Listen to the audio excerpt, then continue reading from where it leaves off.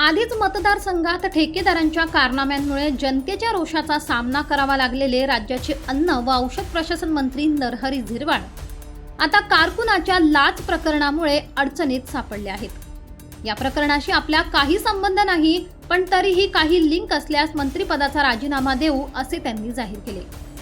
4 वर्षापासून जिल्हा परिषद सदस्य नसल्याने जिल्हा परिषदेच्या गटांमध्ये सारीच विकास कामे त्या मतदारसंघातील आमदारांच्या शिफारशीने मार्गी लावली जात आहेत, पण ठेकेदारांच्या हलगर्जीपणामुळे मात्र आमदारच तोफेच्या तोंडी सापडले आहेत। मोहदांड तालुका पेठ या ठिकाणी स्मशानभूमी शेड बांधण्यात आले।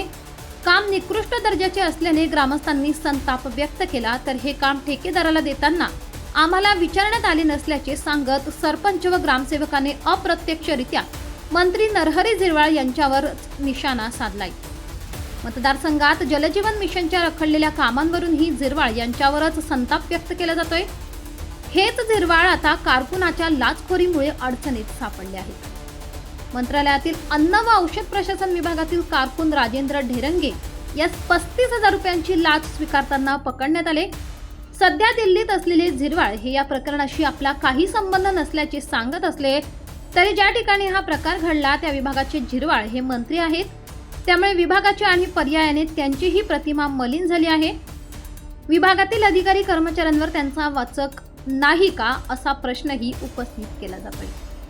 उत्तर महाराष्ट्र न्यूज नेटवर्कसाठी संदीप दुंबळे, नाशिक।